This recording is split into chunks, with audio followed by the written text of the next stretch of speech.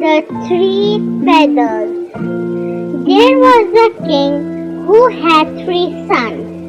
Two of them were considered wise and prudent, but the youngest, who said very little, appeared to others so silly that they gave him the name of Simple.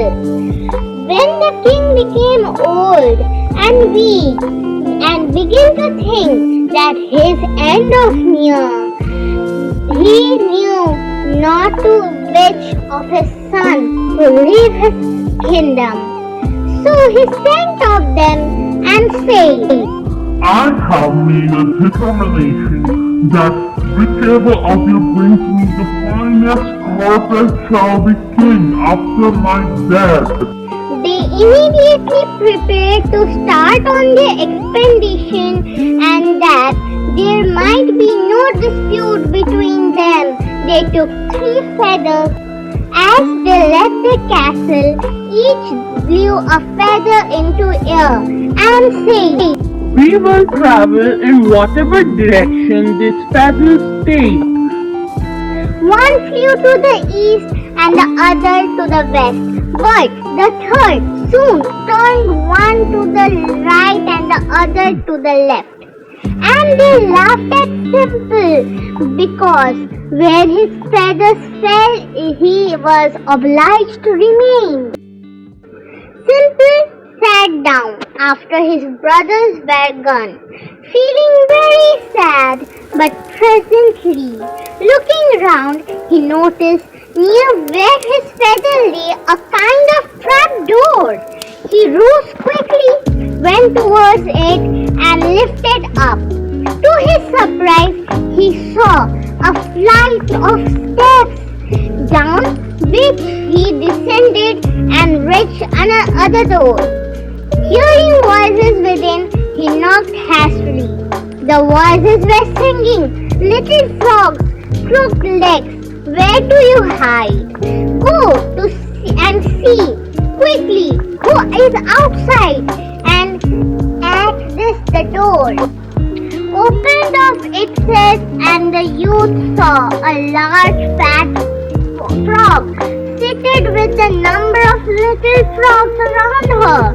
On seeing him, the large frog asked what he wanted.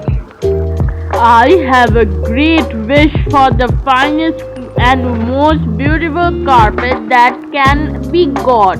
He replied. Then the old frog called again to her little ones. Little frogs, crooked legs, run here and there. Bring me the large bag that hangs over there. The young frog fetched the bag, and when it was opened, the frog took him it a carpet so fine and so beautiful work that nothing on the earth could equal it. This is she gave to the young man, who thanked her and went away up the steps. Meanwhile, his elder brother, quite believing that their foolish brother would not be able to get any carpet at all, said one to another, We need not take the trouble to go further and seek anything very wonderful. Ours is sure to be the best. And as the first person they met was a shepherd wearing a shepherd plaid. They bought the large plaid cloth and carried it home to the king. At the same time, the younger brother returned with his beautiful carpet, and when the king saw it, was astonished and said, If justice is done, then the kingdom belongs to my youngest son. But the eldest two brothers gave the king no peace. They said, But it is impossible for Simple to become king, for his understanding failed in every condition. They begged their father to make another condition. At last he said, Whoever finds me the most beautiful ring and brings it to me shall have the kingdom. Away went the brothers a second time and blew the 3 feathers into the air to direct their ways. The feather of the elder 2 flew east and west, but that of the youngest fell as before near the trapdoor and there rested. He at once descended the steps and told the great frog that he wanted a most beautiful ring. She sent for her large bag and drew from it a ring which sparkled with precious stones and was so beautiful that no goldsmith on earth could make it one like.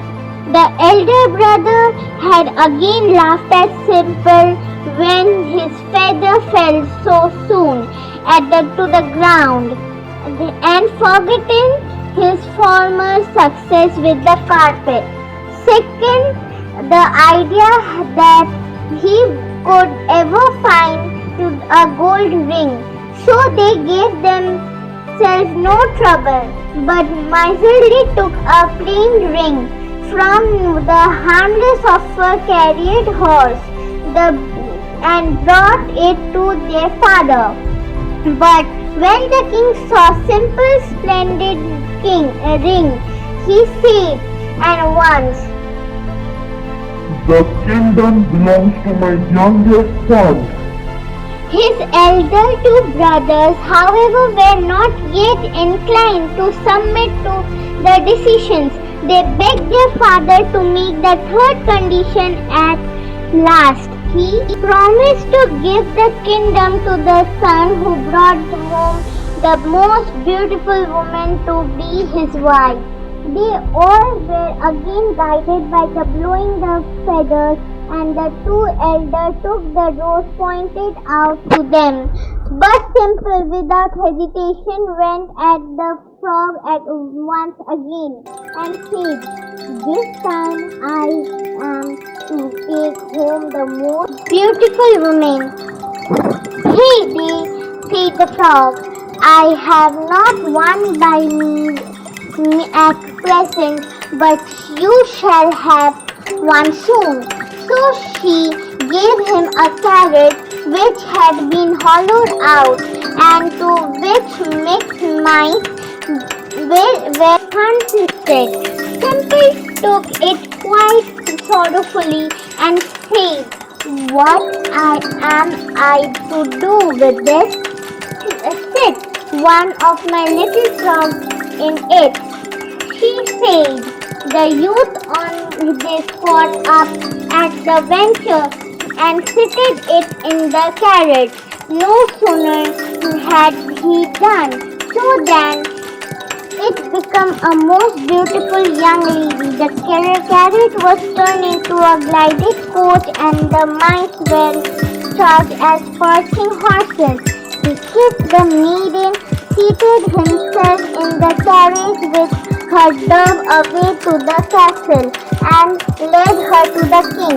Meanwhile his 2 brothers had proved more silly than he, not forgetting the beautiful carpet and the ring. They still thought it was impossible for Simple to find a beautiful woman also. They therefore took no more trouble than before and miserly chose the handsomest pleasing maidens they could find to bring to their father. Then the king saw the beautiful maiden his youngest son had brought and said, The kingdom must now belong to my youngest son after my death. The elder 2 brothers defeated the king's ear with their cries. We cannot consent to let our stupid brother to be king. Give us more trial. Let a ring be hung in the hall and let each woman swing through it. For they thought the peasant maidens would easily manage to do this because they were strong, and that the declared lady would no doubt kill herself. To this trial the old king considered. The peasant maidens jumped first, but they were so heavy and awkward that they fell, and one broke her arms and the other her legs. But the beautiful lady whom Simple had brought home sprang as lightly as a deer through the ring, and thus put an end to all collisions. The youngest brother married the beautiful maiden, and after his father's death ruled the kingdom for many years with wisdom and equity.